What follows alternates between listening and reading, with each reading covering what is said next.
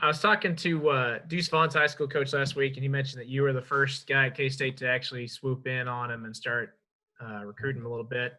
You tell me about that story, how you spotted him, and I guess what how'd you end up getting him to K State?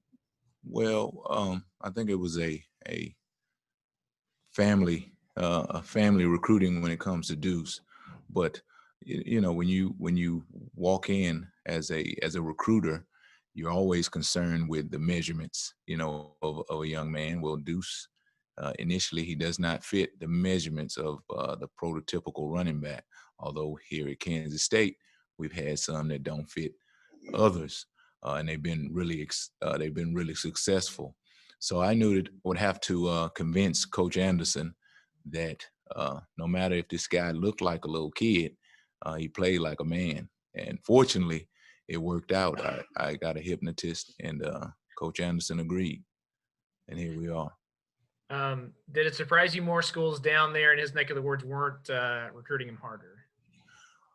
Well, like I said, he is a phenomenal player. He was in high school, but when you concern yourself with the metrics, the size, and the things that you're accustomed to as a player, or recruiting a player, then sometimes you miss out on guys like Deuce.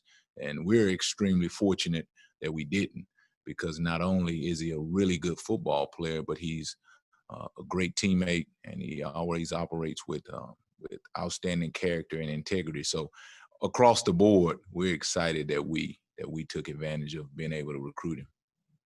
Thanks a bunch, Coach. Appreciate it. John? Yeah, Van, is it safe to say that Echo, since he's gotten a chance to play, has shown you more than maybe what you guys expected out there on the field? Well, one of the things that Echo and I actually had a conversation in, I guess we could call this fall camp.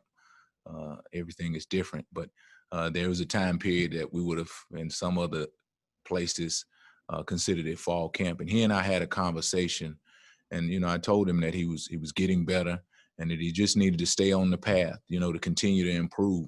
And so when it came up where he had to start the game, I don't think he was concerned, and neither were we as coaches. It was different than maybe we had planned, but he'd worked hard, and he continues to work hard.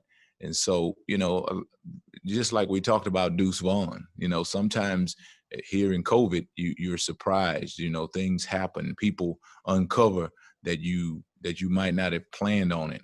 And so in a strange sort of way, this has been a good period for a lot of people. And honestly, we challenged our players on our team to, when we get locked out, go away and work on yourself, work on the things that will help you when you come back. And so it's the teams that did that, it's the players that did that. And Echo right now is showing to be one of those players.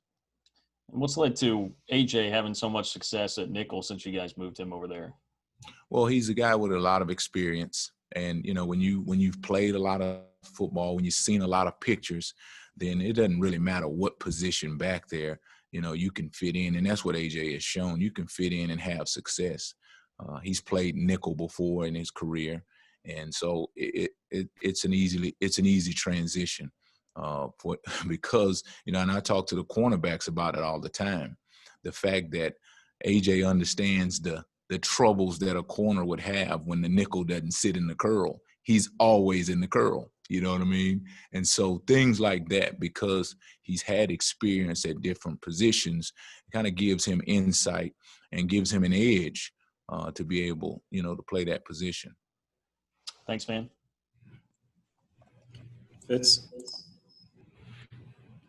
Coach, kind of building off some of that, Justin and Echo at corner and now AJ at nickel. How proud are you of your guys and how they've stepped up here in this strange season? Well, I've always been proud of the way they work.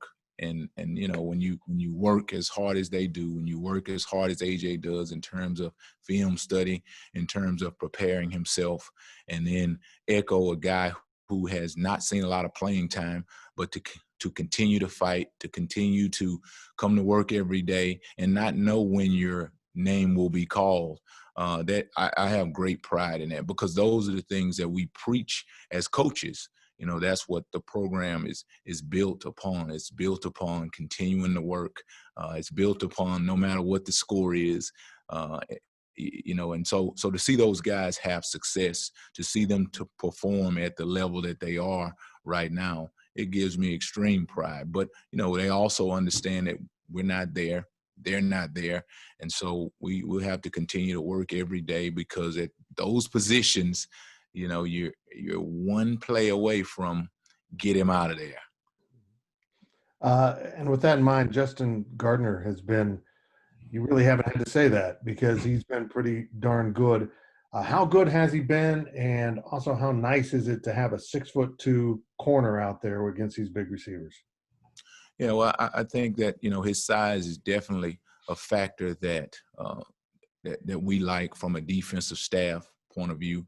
But again, the young man works hard. They all do, and I think that's a big key, is the amount of effort and energy that they put into preparation each week. And so, you know, the challenge that we have this week is that we don't have an opponent. So this week the opponent is us. And really it's always that, but this week the opponent is us. And so the challenge is how can we use this week, these few days, to get ourselves rested up, but to get ourselves mentally prepared to charge on the rest of the way. Do these last two raised hands, starting with Derek? Hey, Coach, how has the first 4 games gone with, you know, coaching with Joe Kleinerman, the defensive coordinator, aside from just Joe Kleinerman, the safeties coach? It's been great. It's been really, you know, that nothing's changed. Joe is who he's been. He's a detail-oriented guy. He works hard. He relates well with the players. He relates well with the coaches in the staff room. And so there's really been no change.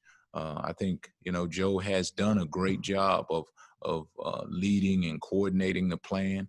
And I continue to look to him to grow in that position. So it hadn't been a change. It's been exactly what we thought it would be. In terms of Justin Gardner, does that kind of recruiting reward feel a little bit better, because you brought him in just to provide an instant impact, and that's exactly what he's done?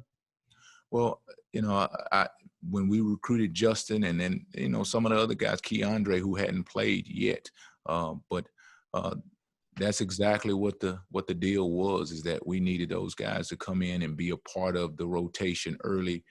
You know, when things happen with injuries and situations that we're in right now, we don't know the timing of it all. And so it's been great to see Justin step in, to see Echo step in. Of course, Echo has been on this campus much longer than Justin. Again, we don't know the timing. So what I always tell my guys, it's not your job to direct the bike.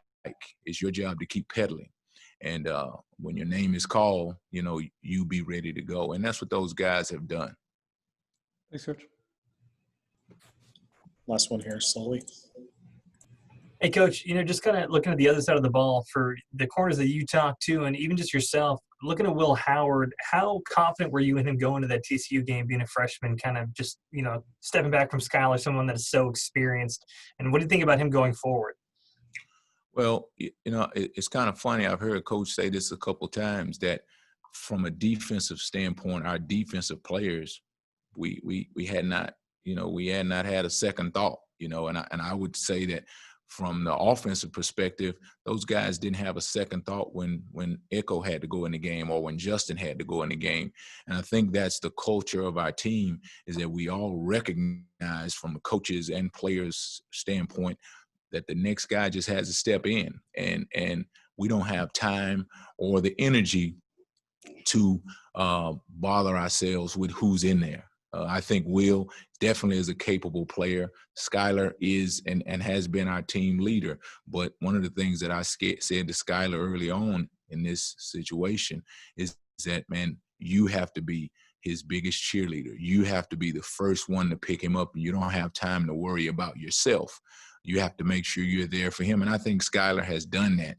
And so man, I'm very confident in Will. But there's also a challenge in the rest of the offense that, okay, we shouldn't make this hard for Will. You have to play better in different positions along the offensive unit to compensate for his inexperience. Defensively, we have to give him the ball, right? We have to give him more opportunities so that he can settle in. So we're not going to put it on Will. We're going to put it on ourselves to play better so that we can give him more opportunities to come into his own.